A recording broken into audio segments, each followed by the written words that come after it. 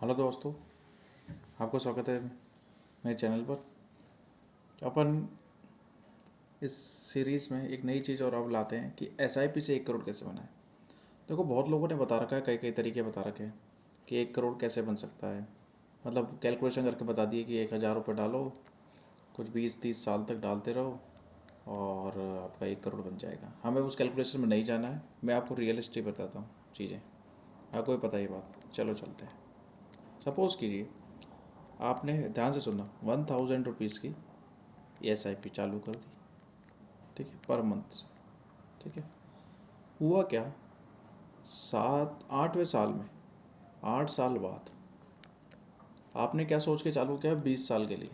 ठीक है, कि यार एटलीस्ट 20 साल तो अपन इन्वेस्टेड रहेंगे। पर 8 साल बाद स्टॉक मार्केट में क्या आ जाता है, क्रैश। क्रैश आ जाता है। तो आपका जो रिटर्न मिल रहा था 13 से 14%, वो रिटर्न घट के हो जाता है 6%। उसका रीज़न क्या है, क्योंकि क्रैश होने के बाद 8 साल में एक इतना क्रैश नहीं होता कि पूरा ज़ीरो हो जाए, 6% रिटर्न फिर भी मिलेगा। तो 8 साल में आपका रिटर्न आता था 6%। ठीक है, इस केस में आपने अब एक्स्ट्रा पैसा लगा दिया। ठीक है, क्या लगा दिया, एक्स्ट्रा पैसा लगा दिया। अगर अपन नॉर्मल एवरेज बात करें, देखो 1,000 रुपीज़ 20 साल में कितने रेट है, चलो 13% ले लेते हैं, 14 ले लेते हैं, तो ये हो रहे हैं 13 लाख रुपए होते हैं। ठीक है, अपन को पहुंचना है 1 करोड़ पे। ठीक है, 1 करोड़ में तो आपको कितना इन्वेस्ट और करना पड़ेगा। तो आपने एक्स्ट्रा पैसा लगा दिया, सपोज़ करो लोन लोन तो लेना बेवकूफ़ी है, 10 लाख रुपीज़ लगा दिए। ठीक है, ये आसान नहीं है उस समय लगा पाना, बट मैं क्या कह रहा हूँ, रियलिस्टिक बात कर रहा हूँ। रियलिस्टिक क्यों कर रहा हूँ, क्योंकि जब मार्केट क्रैश होता है ना, तो सबसे बेस्ट अपॉर्चुनिटी वही होती है। ठीक है, तो 10 लाख रुपीज़ आपने लगा दिए, तो मार्केट क्या होगा, साल भर में दोगुना हो चुका होगा, या 2 साल में, मान लीजिए, एक नहीं तो 2 साल में दोगुना हो चुका होगा। तो अब देखते हैं,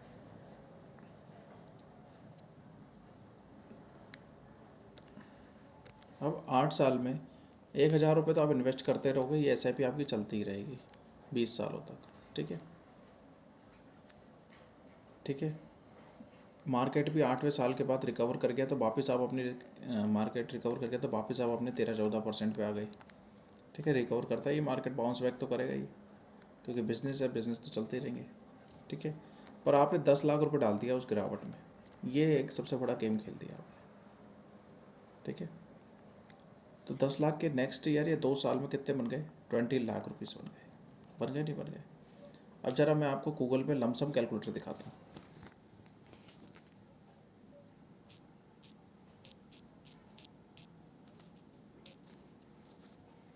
कोई सा भी लमसम कैलकुलेटर खोल लेते हैं। अपने पास अभी 12 साल बच रहे हैं। ठीक है, तो 10 लाख रुपये, हाँ वही 13-14% जो उसमें मिलेगी, 12 साल में कितने हो जाएंगे, 43 लाख रुपीज़ हो गए। ठीक है, हो गए।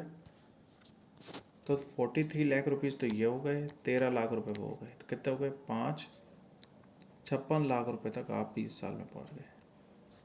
ठीक है, 1 करोड़ पे आप तब भी नहीं पहुंचे, क्योंकि आप यहाँ पे हम गिरावट में अमाउंट आपने कम डाला था। यहीं अगर अमाउंट ज़्यादा होता चला जाएगा तो यहाँ 1 करोड़ तक आप पहुँच जाओगे।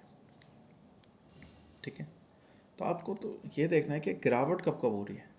ठीक है ना, किसी भी उसमें चीज़ में, स्टॉक मार्केट में सबसे बड़ी गेम जो खेली जाती है वो गिरावट में खेली जाती है।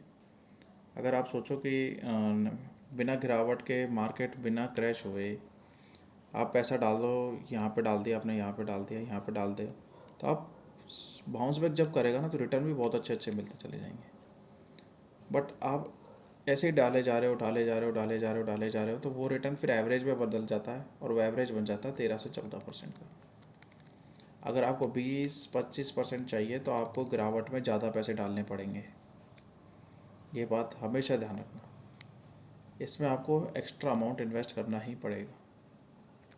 ठीक है, लाइफ को बैलेंस बनाइए। मैं एक वीडियो लाऊंगा जिसमें फाइनेंशियल स्टेबल कैसे रहा जा सकता है। ठीक है, अभी के लिए इतना ही। थैंक यू, धन्यवाद।